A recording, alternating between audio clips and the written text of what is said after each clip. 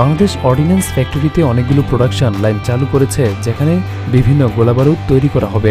বাংলাদেশ সমস্ত কারখানায় দেশের শর্ট রেঞ্জ, এয়ার ডিফেন্স এবং এটি টাইম ও ওটিজি মিসাইল তৈরি করবে বাংলাদেশ সেনাবাহিনী।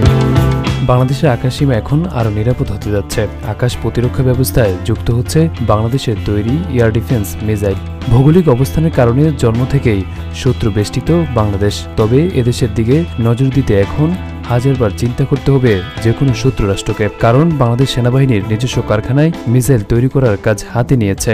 এতে করে দেশের আকাশ সীমায় শত্রুর যে কোনো অনুপ্রবেশকে দিতে হবে চরম মূল্য। এক সামরিক পরিকল্পনায় কুপকাত হচ্ছে প্রতিবেশী কট্টরপন্থী দেশ ভারত। বাংলাদেশ সামরিক বাহিনীর আধুনিকায়নে আবারও ব্যর্থ হচ্ছে মোদির সব পরিকল্পনা, কারণ এবার নতুন করে সামরিক বাহিনীকে আরও সক্ষম করে তোলে যে কোনো শত্রু মোকাবেলায় আধুনিক সমরাস্ত্র তৈরি এবং আমদানিতে নজর দিয়েছে ডক্টর ইউনূস।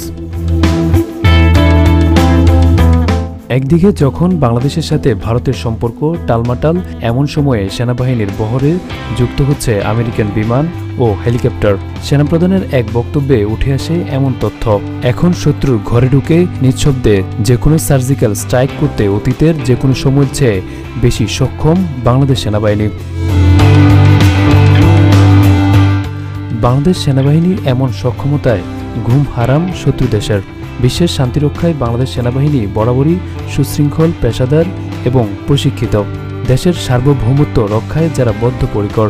শত্রু দ্বারা আক্রান্ত হলে সমীচীন জবাব দিতে প্রস্তুত বাংলাদেশের দামাল ছেলেরা।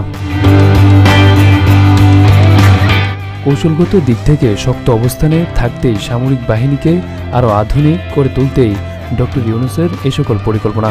এছাড়া ভারতের কোল ঘেঁষে বাংলাদেশের লালমনিরহাটের বিমান ঘাঁটির চালুর ঘোষণার পর চিন্তার ভাঁজ তাদের কপালে, যারা বাংলাদেশকে দাবিয়ে রাখতে চায়। তবে তারা ভুলে গেছে বাংলাদেশিদের দাবিয়ে রাখা যায় না।